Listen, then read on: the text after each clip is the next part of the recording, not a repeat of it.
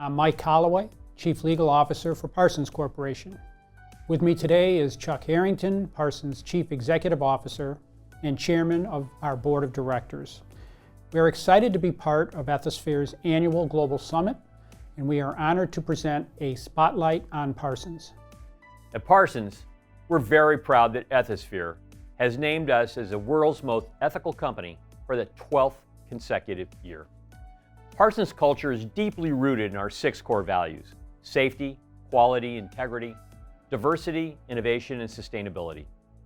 These core values serve as the foundation of our socially responsible business philosophy. Our program today will consist of an introduction to Parsons' Cultivating a Responsible Enterprise, or CARE, initiative. We will discuss our CARE commitments and goals and provide a demonstration of the CARE website. Kim Urbanchuk, our Chief Ethics and Compliance Counsel, will then host a roundtable discussion with several members of Parsons' Inclusion and Diversity Council. Kim and the council members will discuss how the council provided leadership and guidance to Parsons' executive leadership team and employees in 2020. The Inclusion and Diversity Council has provided inspirational vision and leadership for Parsons as we endeavor to raise the bar in the areas of inclusion, diversity, and equity. And I look forward to this panel discussion. Their shared experiences and ideas have enhanced Parsons by making us a more diverse and inclusive company. Chuck, would you like to provide background on our CARE initiative? I'd absolutely love to. Cultivating a Responsible Enterprise, or CARE, is an effort grounded in our corporate purpose. It's complementary to our core values, and it's aimed at enhancing revenue, recruiting, retention, operational excellence, and shareholder value. Cultivating speaks to the purposeful growth and attention to enriching our culture. And a responsible enterprise speaks to owning our impacts and spreading that spirit to every aspect of our business. At Parsons, we believe that corporate success and social well-being are interdependent, and that the long-term interests of our organization can only be supported by responsible economic, socio-cultural, and environmental practices. We care about our people, our communities, and our customers, and we care about our corporate purpose of delivering a better world. Parsons' CARE commitments include enhancing our transparency and accountability on environment, social, and governance, or ESG topics. This inspires change, reinforces our commitment for positive impacts, and upholds our reputation for truly doing great work in an ethical, safe, and responsible manner. The ability to measure and report on our performance begins with identifying goals and targets, such as reducing absolute greenhouse gas emissions 20% by 2025, enhancing gender diversity, and enhancing ethnic and racial diversity. So as we continue our ESG journey, it is important for us to continue to engage our stakeholders, management, investors, employees, our customers, our suppliers, the industry, and regulators to evaluate our approach and associated material impacts. This continuous feedback will help cultivate change while optimizing operations and increasing shareholder value. We aim to be an employer of choice by fostering a positive culture for employee engagement, focusing on inclusion and diversity, and promoting the development, health, wellness, and safety of our employees. I hope that everyone attending the Ethisphere Conference has enjoyed a demonstration of Parsons' new CARE website, and that you have gained an appreciation of the importance that Parsons places upon its ESG initiatives and core values. Our commitment to ESG and our core values, especially integrity, are the foundation of everything that we do at Parsons. And I want to thank Ethisphere for providing us with this opportunity to share our CARE initiative with all of your members. It is now my pleasure to introduce Kim Urbanchuk, who will lead the discussion with the members of our Inclusion and Diversity Council. My thanks to Ethisphere for providing us with this opportunity to speak with its members today. Thank you, Mike and Chuck, for the introduction. My name is Kim Urbanchuk, and I'm Parsons' Chief Ethics and Compliance Counsel. And I also have the honor of serving on our Inclusion and Diversity Council and our mentoring and training subcommittee. The IND Council has been around for a long time at Parsons, but we've recently kind of updated our subcommittees, added a bunch of new faces and new initiatives. And so we've gathered together some of our subcommittee chairs today to talk about the initiatives that they've been working on both last year in 2020 and in 2021 going forward, and what those initiatives mean to them and to our company culture as a whole. So I will be introducing you to 5 of our subcommittee co-chairs. And so I thank them all for joining us today for this spotlight. The first person I'll ask to share is Denise Milan, who's our communications subcommittee co-chair. So Denise, I will kick it over to you. What have you been working on? Thanks, Kim. Thanks for the opportunity to talk today. So our goal overall as a communications committee on the IND Council has always been focused around cultural education and awareness. And so trying to introduce people who may be less familiar with separate cultures and different celebrations, things of that matter, introduce them to new things, to help them learn new things. We've really started to push the envelope here in the last quarter of 2020 and into 2021. Looking forward to doing that a lot more. And what I mean by pushing the envelope is talking about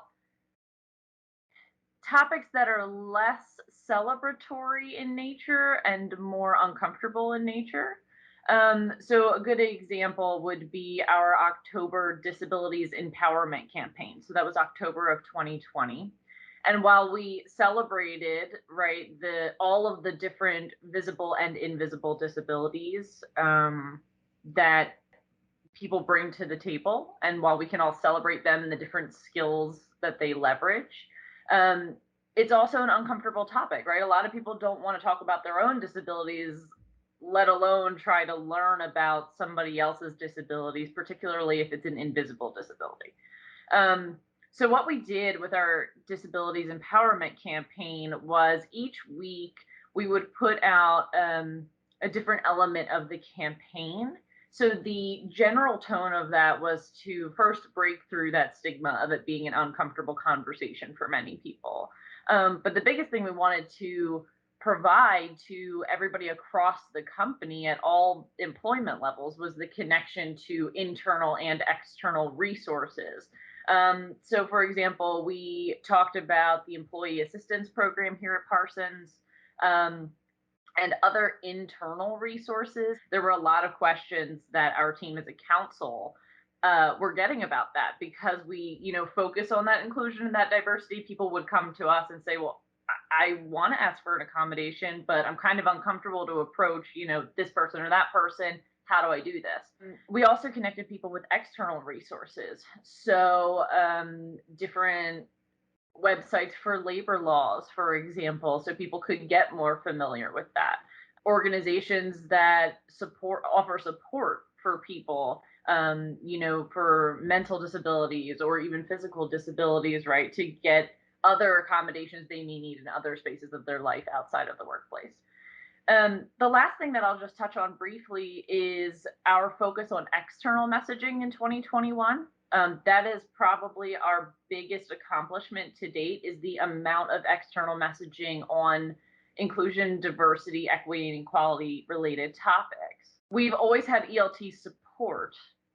And now I think all of that support that people who are not necessarily involved in the council may not see all the time is becoming a lot more visible. We've been a lot more vocal, and we're starting to put that message out, in the external space, on our website, on our social media channels, to people that may be looking at us, from a recruiting standpoint of Parsons is going to be the employer of choice because they're so dedicated to their core value of diversity and the inclusion that they offer there. So having those kind of executive level conversations, I think, have really broken down some barriers with us. And we really look forward to continuing to push that language and our committal stances out publicly.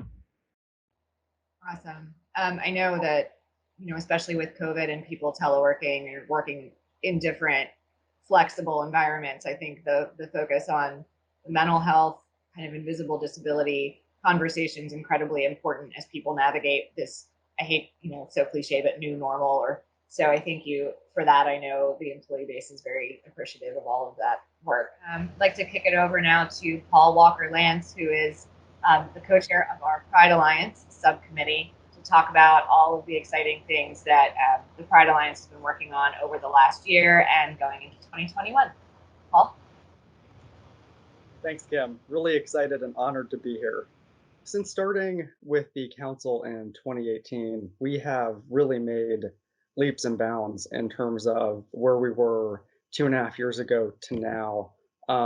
One of the items I'd like to highlight is our 2-year participation now in the Human Rights Campaign Corporate Equality Index, which for those who might not be as familiar, it's a national benchmarking tool measuring the policies, practices, and benefits pertinent to the LGBTQ plus community, and really how are those policies and practices implemented by corporates to make the employee feel more secure in their job, not only in their job protections, but also the benefits that they're getting. So we've participated in that for 2 years now, and in the second year we increased our score by 15 points, which was a huge success. That was driven primarily by our expanded transgender healthcare benefits offerings and also changes we made to the LGBTQ plus supplier diversity efforts.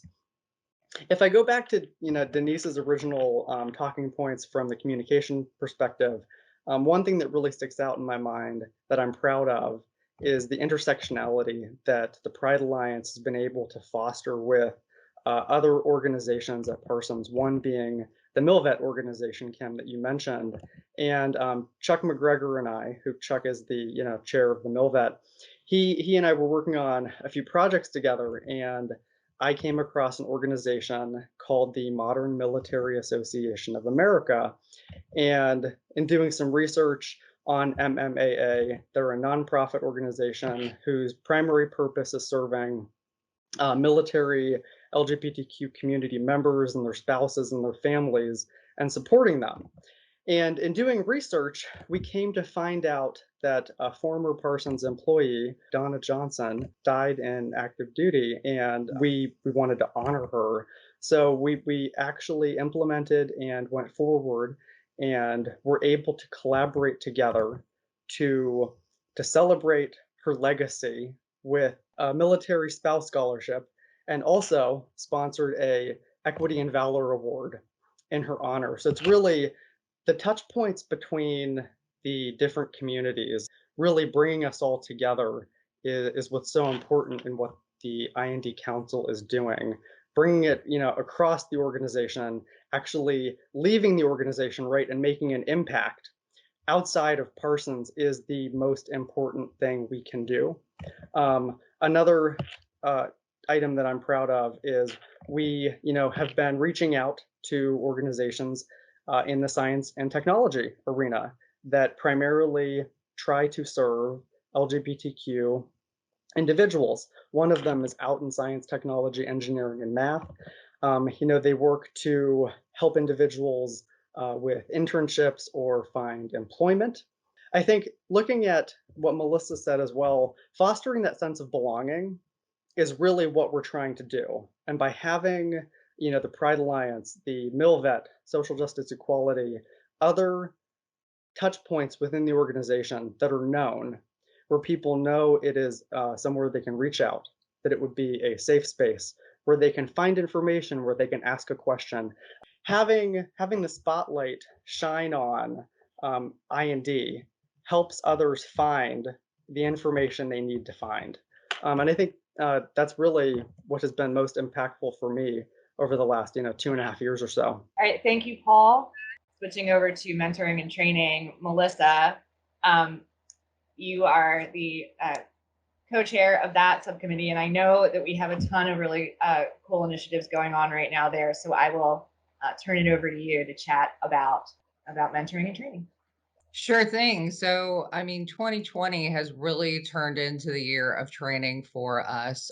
Right now, all of our executives and leaders are going through virtual workshops with an external consultant, Lawana Harris, who's a well-known author and coach in the I&D space. And we really felt like when we decided the training was needed, that we didn't have anyone internally that could really deal with the sensitive nature of I&D topics and really also had the grounding in the terminology.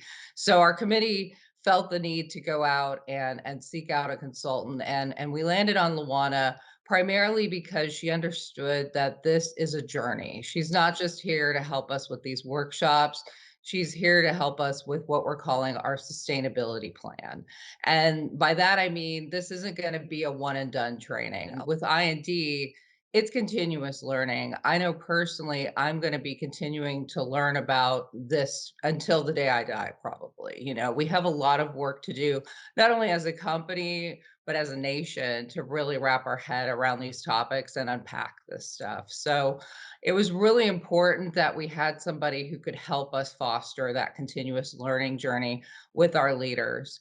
And we really decided to start with our leaders because they not only have the most ability to influence policy and strategic direction of the company, but really training is one key piece of an overall organizational change movement and a culture shift within the organization. To foster belonging, it's going to force us to change our corporate culture. And that really starts with leadership. And we're continuing to work with Luana past the workshops that are concluding next week to figure out where's the next best step with our leaders to continue to help them apply what they've learned and look at every decision they make within the organization with the lens of inclusion and diversity.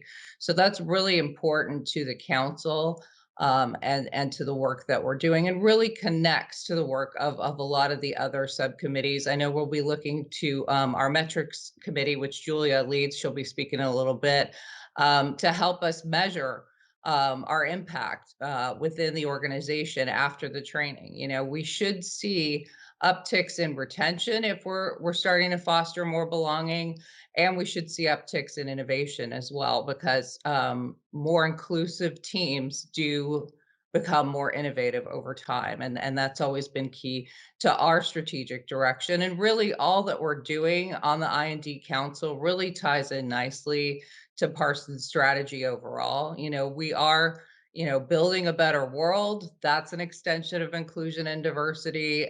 We're building a more innovative world. That's an extension of inclusion and diversity. So really, you know, training our leaders and equipping them with the tools that they need will only, I think, lead to a stronger Parsons overall. Right, and I think it's a great segue to Julia's subcommittee on metrics. You know, we as an engineering firm and a defense firm, and infrastructure firm, we're increasingly focused on data in terms of how we measure our culture, both in inclusion and diversity, and our integrity metrics and all of those things. I know recently we have added core value metrics as part of executive compensation bonus decisions, which is excellent. So, Julia, I'll kick it over to you. How are we measuring these initiatives in a quantitative way? Right. And that was one of the things that was kind of, as our inclusion and diversity group has grown and has, grown new tentacles in new ways to get to things. How do we measure the impact of what we're doing? Everything we do is kind of that lagging indicator. We're doing all these fantastic things. How do we know it's working? It was pretty tough at first with our legacy human resource systems to really get to the data that we needed to see what our population looked like. What is that baseline? What do we look like today? Where do we see that people are getting lost in the system? Where is somebody falling out? So with a switch from our legacy systems that we had to Workday, we've got a much more robust system to pull data out of to create dashboards. And as part of the corporate compensation and bonus structure that Kim was just talking about, One of the things our Workday group has spent the last 9 months doing, and it was kind of our brainchild, was developing dashboards that could help you directly measure the things that your compensation is being tied to. So it was just really cool to see that come to fruition and to see it work. And like, you click the button and you can find everything you need. You can drill down into it for your organization, and you can know, and you can go back in time. So there is no like holding on to some Excel sheet for years, right? You can always go back, pick a date, and go back to that moment in time to see how you're doing and how things are trending. What you're tracking is overall representation, and I'll just speak for the US. It gets a little bit more complicated when we talk about our EMEA organization in Canada, because the rules for things are a little bit different. So we're measuring promotions for people of diverse backgrounds, hiring of people from diverse backgrounds, and I'm really excited to see how that changes. I've talked with my manager about it. This is something he's been really excited about, and just talking to my group in general, this is something that everybody in the organization can have an impact on. Melissa's talking about the training. We are talking about recruiting from HBCUs and MIs. We're talking about our MilVet program. We're talking about our work with Pride. And Denise was talking about all of the different recognition of diverse things throughout the year. It's just really, really cool. And I'm anxious to see how that works.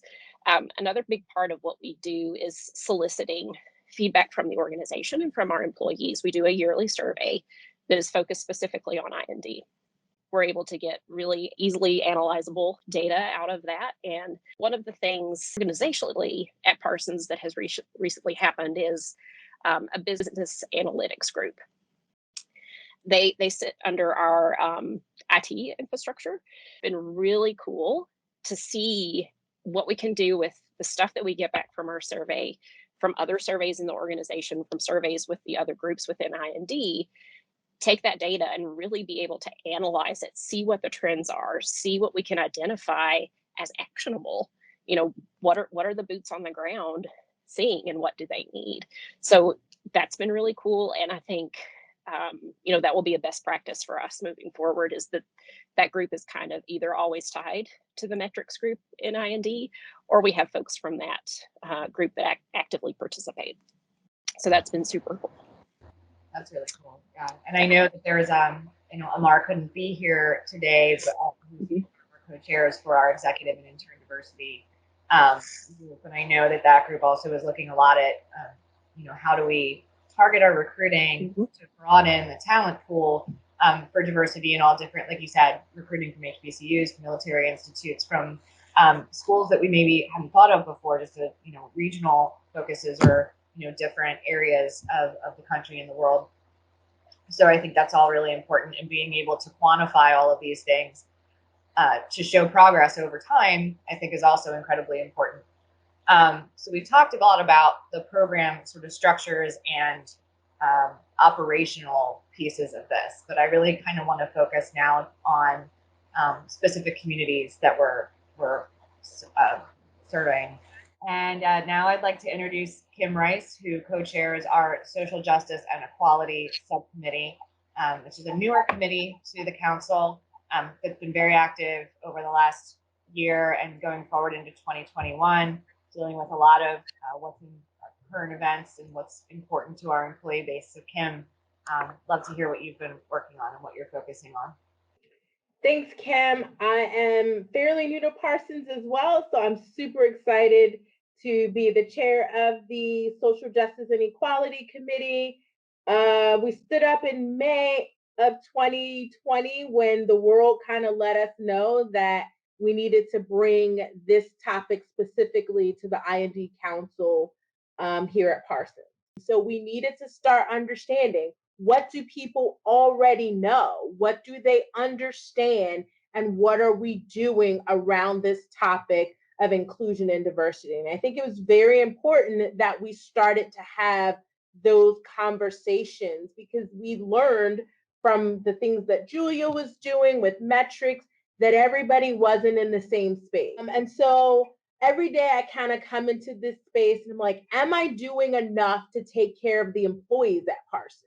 Because Parsons is a great organization and people are going to pay attention to the organization. Business is going to grow, but are we taking care of our people? And that's kind of where I start on any given day with anything that I do with the council. So we started with last year, like a really important campaign that everybody came together with, which was the Let's Get Awkward campaign. Let's talk about this. Let's have this. And everybody kind of raised their hand and they're like, yeah, I'm willing to do this. I am all in. People, all walks of Parsons. And it was really, really helpful to see people engaging on topics that they normally never discuss in the workplace because we've been told don't talk about that. And it was really important that we start talking about it. And then 2021 started, and oh my goodness, it's going to be a big year here at Parsons. We're starting employee resource groups for the first time ever. And those groups are going to be sponsored by Parsons. Parsons is saying it's important that we create communities of people here to find like-minded people. It's very important for people to go back to Melissa's points, for people to feel like they belong someplace. So, hey, I belong with at Parsons, but there's people who I can connect with so that I can kind of develop those relationships that make me want to stay. To kind of go back to Melissa's point of just kind of training, everybody isn't in the same place. And so we need to make sure that we provide resources for people and meet them where they are. So if they can read a book like Farewell to Manzanar to understand what happened to the AAPI community during World War II, there's not everything isn't going to be for everyone. And so we need to make sure we meet people exactly where they are on any given day. Our campaigns we're launching some really big campaigns. Our No Tolerance campaign. It's making sure that everybody understands that we have a point where these are the standards. This is what Parsons stands for. And it's very important that everyone knows what Parsons stands for. It's not an indictment of anything that you have done or may have believed in the past. But from this point forward, we have an expectation that you will learn and you will grow and you will be more inclusive and diverse in your organization. So we just have so many things on our plate. We're going out into the community to reach to those underserved populations and offering information about STEM careers. We're starting not in college, but at the high school level. So we can start getting kids prepared for that next step, how to do an internship, how to do their resumes, just how to present themselves. Because while you may come from a background that has a lot of privilege, you may not have the ability to recognize all of the resources that are available to you. So SJE, it's needed. I love what I do every day. I love being able to be committed to the people here at Parsons, because the business will take care of itself, because we have extraordinary engineers and extraordinary people, but the people piece is what makes a company kind of grow and evolve and become more than what they thought it could be. Yeah, I 100% agree. I really believe that one of our strengths is the way we treat our people. I think that was evident through the initial stages of COVID and beyond, and also how we continue to grow into our core values and push. We don't just, we've been a world's most ethical company from Ethisphere for 12 years, but we don't back off of that. Every year we try to do better than we did before. And with inclusion and diversity, we keep trying to evolve. And I think, everyone is learning and continuing to grow in these spaces, and as long as they're committed to doing that, to learning, to being one Parsons, but also really appreciating everyone for the differences they bring to the table. I think all of that's so important. I'm just so honored to work with all of you, and so thankful that you agreed to come and share what you're working on with the Ethisphere audience today.